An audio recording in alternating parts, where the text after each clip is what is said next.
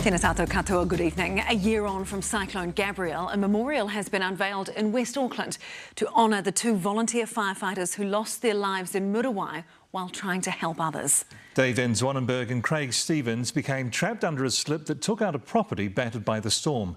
Today their widows spoke of their grief, but also of the unwavering community support that has helped them through. Here's Nick Trubridge.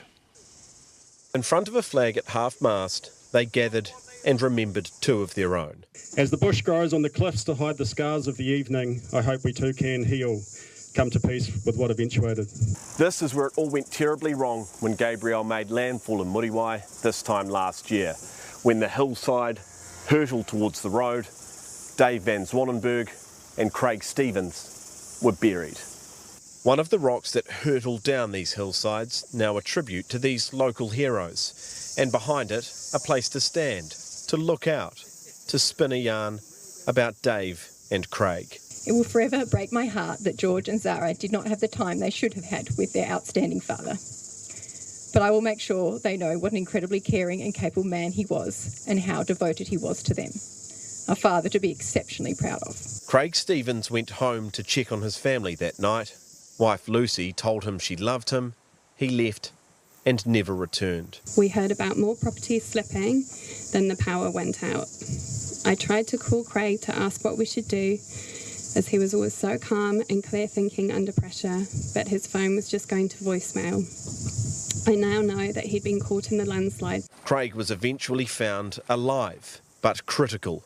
It seemed like a miracle that he was found alive, so it's been hard to make sense of the fact that he then did not survive. I can't imagine what it would have been like for him to be trapped under all that earth and rubble. Knowing he was being rescued would have given him so much comfort and hope. Today was a tribute to those lost, but also to those who put their bodies on the line and survived. When I think about the 9th of the 13th now, one of the greatest things that stands out to me is the unfathomable bravery, tenacity and dedication of all those that came to help Dave and Craig. It was also a tribute to those still dealing with the grief. To Lucy, I'm so glad we were friends before this. To have a friend to walk this road with is a burden you would never wish upon anyone, but a blessing to have. Craig would be, as always, in awe of you. Fens says lessons have been learned. It's just refreshed for firefighters, you know, the need for personal safety and you know, the environment that our firefighters right across New Zealand operate, you know, is really challenging at times. So it really just highlights the need for that constant vigilance. But today was about mourning and honouring lost mates, husbands, fathers. Working on this lookout was something special for the Muriwai Brigade, something tangible they could complete together, all in memory of Dave and Craig. Nick, an emotional day there today, and it was this time last year that the storm was just starting to ramp up. How is everyone feeling there in Muriwai tonight? Yeah, you said it, Sam. Certainly very sombre at that ceremony today. But hey, look, tonight you would have to say that there is plenty of positivity in the year. It's amazing how things change in the space of a year.